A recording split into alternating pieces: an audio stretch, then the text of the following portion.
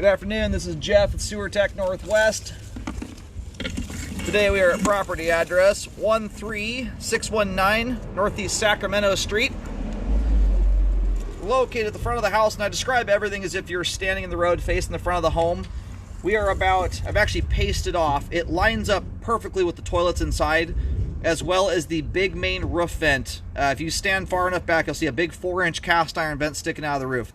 Both the toilets and the vent are perfectly in line with this, should you lose track of it. 4-inch ABS cleanout. We're also about 8 feet in, 8 heel-to-toe steps in from that front right corner. Anyway, we're going to check the overall condition and serviceability of the sanitary sewer line. Water is running. We're going to zero out here at the bottom of the cleanout, and off we go. Nice clean flow line right out of the gate. That is exactly how you want your flow line to look right there.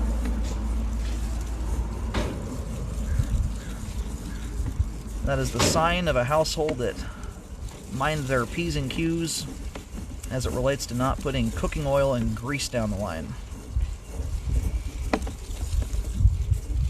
My camera is upside down right now, in case you're wondering why the water's flying over top. A superb looking line so far. We're going to probably hit a transition here in just a moment. Oh, darn it, got roots. There's the transition joint.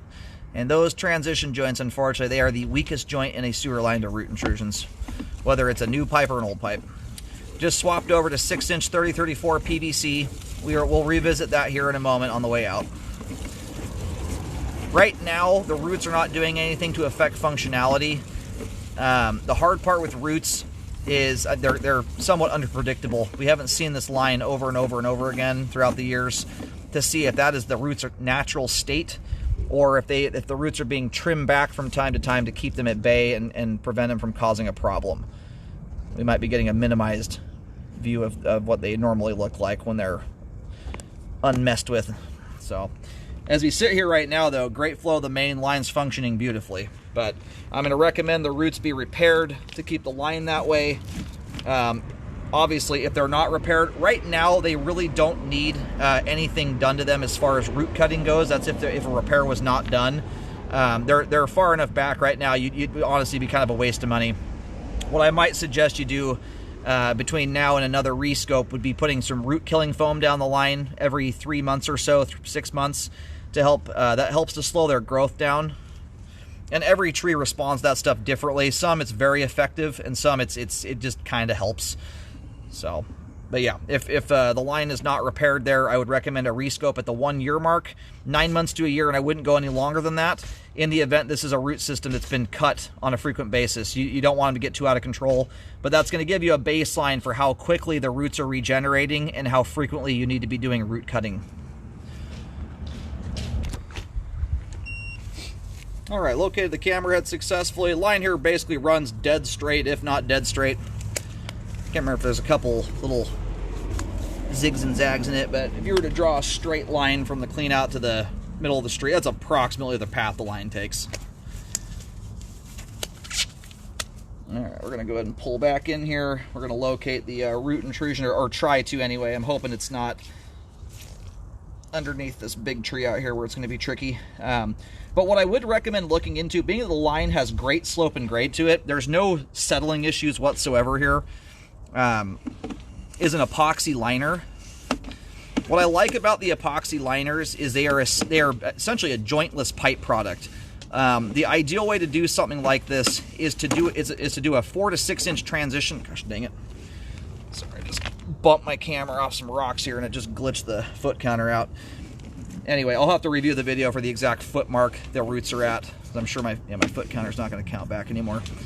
Anyway, you can get a, generally speaking, a 4 to 6 inch transition piece. So you have a continuous liner that goes from 4 to 6 and overlap the joint. But what you want to do is you don't want to do a shorty little piece. Usually they sell those spot repairs in about a 6-foot section. You want to overlap that joint a few feet on either side to help prevent a re-intrusion from occurring. But the length these things are, they're so consistent all the way around. It kind of feels like something that's been cut and maintained. It's also possible this is a you know, relatively new root intrusion, but this thing's a nasty one. That's a very big root ball coming 360 degrees around the pipe joint. If that thing keeps growing, that could be a nasty one to contend with there. That's not a little tiny couple root hairs. So alright, so this does appear to be one, at least from what I can tell, is probably is something that somebody's aware of. At least I would assume. There's an old paint marking on the concrete. And it's a tricky spot to locate. From what I can tell, based on my locates as well as the old locates that were done here, the root intrusion appears to be just barely underneath the edge of the sidewalk, where the yard meets the sidewalk, that edge, the house side edge of the sidewalk.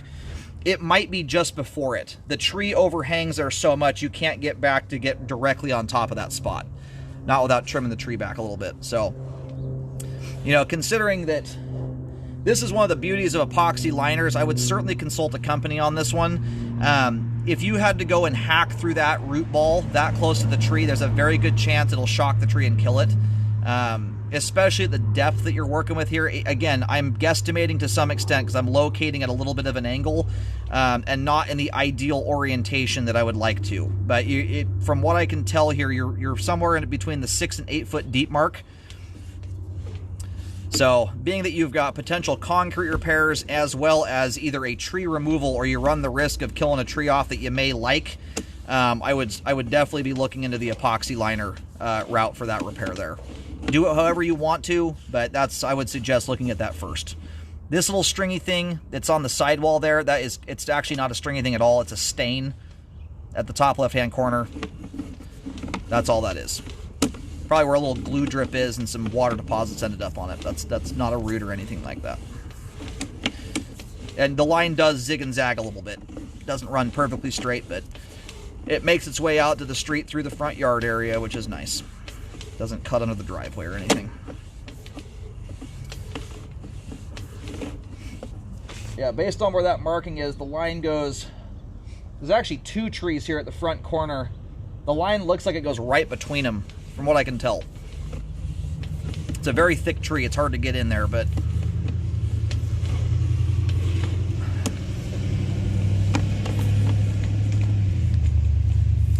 Alright, this is a directional style clean out, so I'm not going to try and force my camera back, but I am able to at least face it back, and I can see far enough back through the foundation wall. No settling issues going backwards there. And then from that point on, that's piping in the crawl space. Generally the home inspector can just look at that stuff with their eyes. So anyway, so there's the big trees. There's actually, I think, 2 of them in there, and it looks like the line goes between them. So where you'll see the X marking is on the other side there. You'll see a green X. I have not written a depth down on purpose because that marking is to be considered somewhat rough.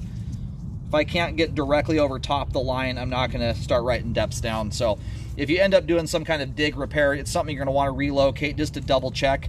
Sometimes when you're locating at an angle like that, the position of where the roots are at sometimes can be off by a foot or 2. Anyway, I recommend a spot repair to fix that. I recommend a rescope afterwards to check the repair. It's very important to do that. Whether you do a trenchless epoxy liner or a dig. If you do a dig, you got to make sure you're doing that rescope after the trench is closed, not beforehand, or you run the risk of not catching a settling issue, especially the transition joint. Those are very easy spots to belly out if someone's not doing it carefully. They'll undermine the soil underneath the ends that remain in the ground, and then you end up with an offset joint. You don't want that. And if you end up with an offset joint there, you're likely to get a root and an offset with that setup. So anyway, besides that, the rest of the line we saw here is perfection. Looks fantastic. Clean, flows well. So again, if it's not corrected, I recommend keeping it. And when I took a second look at that coming back, the advance out, they didn't look quite as large. On the way back in, it's actually a reasonably established root intrusion. I would actually recommend cutting them. They're bigger than I thought they were. It was hard to see that when the water was still running. So I would recommend cutting them at this juncture in time if it's not repaired. Or if that repair is going to be down the road a little ways for some reason or another.